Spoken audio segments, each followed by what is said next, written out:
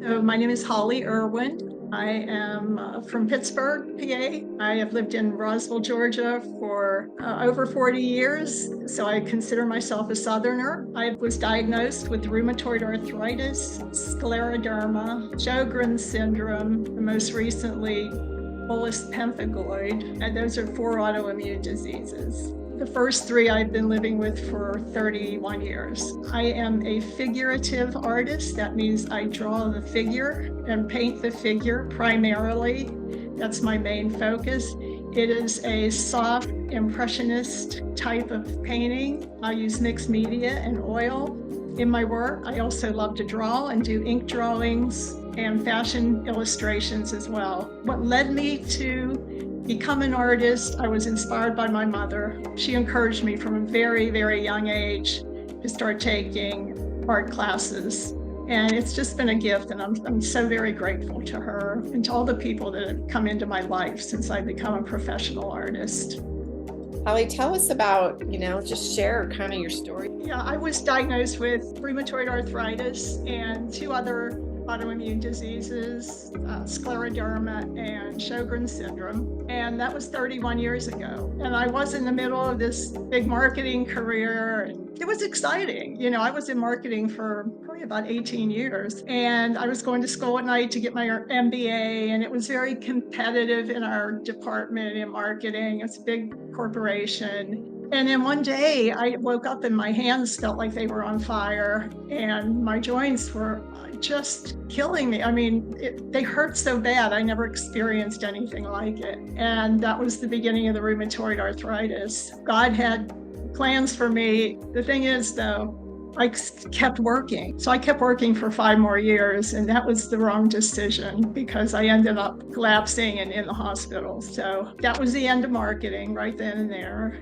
Then suddenly I was on disability and at home laying on the couch in pain. I could hardly walk, and I was trying everything, including traditional medicine, but also acupuncture and fasting and who knows what all. I mean, I was just any weird thing, I would just go and do it and try to get healing. And one day I picked up a pencil and a piece of paper, and I just started sketching and drawing and probably doing a lot of scribbling. But it felt so good because art was always my first passion. It was what I was trained to do a long time ago. I went to art classes for 6 years. I did it again the next day and the next day.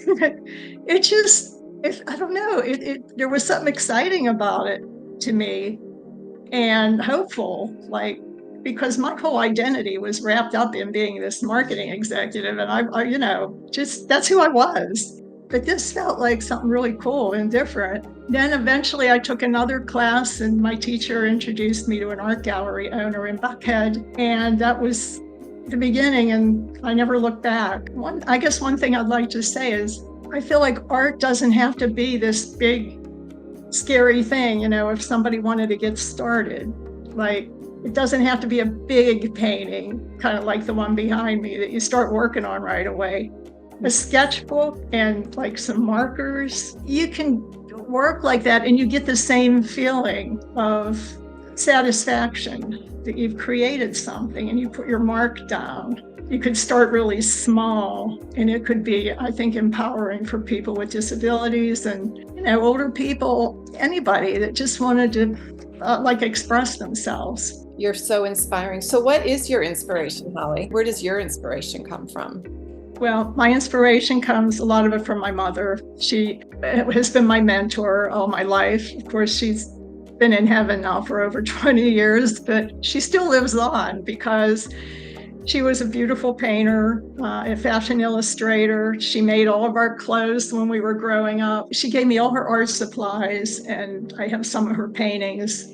And I just love her kind of sensibility, her aesthetics. It's just really soft and it's hopeful, and so I that's where I'm inspired mostly. And I love fashion from the 1940s and 50s. That was kind of her.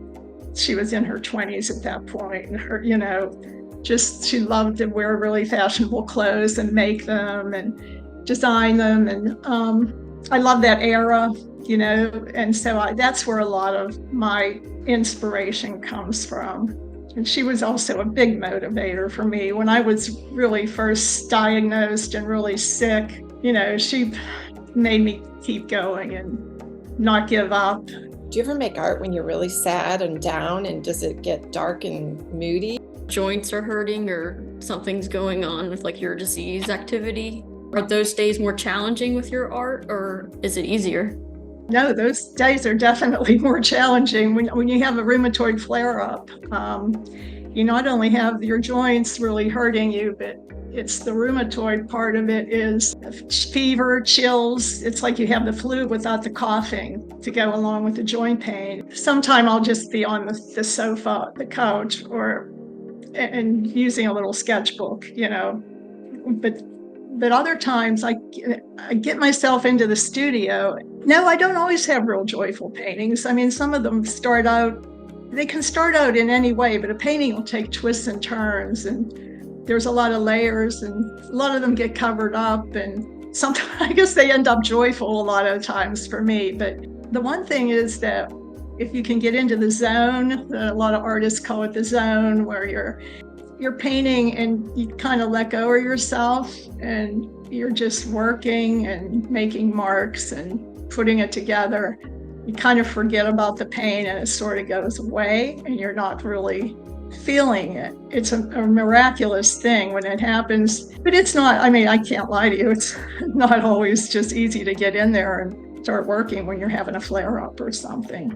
The painting behind you, Holly, what is that? Because you said it's specifically for the show. What would be your artist statement for that painting? It's a 48 by 48 mixed media painting. The title of it is You Matter to Me. And I recently, just within the first 6 months of this year, went through a really challenging time, and I was diagnosed with another autoimmune disease, this time that affects your skin, and it causes blistering of the skin. So I was kind of shut in. I had such an outpouring of my friends calling me, praying for me, sending me cards. I can't tell you what that meant to me. This painting is a way to say, I am so grateful for the outpouring of love and prayers and support. There's another painting this size that's called Help from My Friends, and they're kind of like a group of women, and they're the prayer warriors, because without them, I don't know what would have happened. They really got me through it. Would you say that part of your healing process with having to leave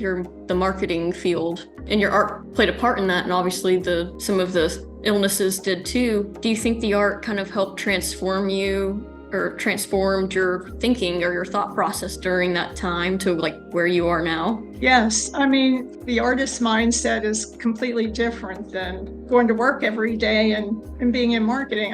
It just is. I think about different things now. I see things differently. I had one teacher that said, learn to see through the eyes of an artist, and everything you see can be an inspiration. You can just walk out the front door and say, I want to use that color, that color of green or whatever in a painting. You just see inspiration everywhere. Whereas before I would walk out the door and say, oh my gosh, I'm late. I have to get to a meeting. What about this presentation I have to do? It's just a different mindset. But art, putting down marks on paper and drawing a message, it's so powerful, and it has changed me most definitely. It's changed my outlook on life. I was so mad, angry when I came down with these diseases. I was so upset and bitter. And I met a nurse once that said, it's going to be a journey for you, and it's not just going to be a physical journey. It's going to be an emotional journey and a spiritual journey too. And she was so right.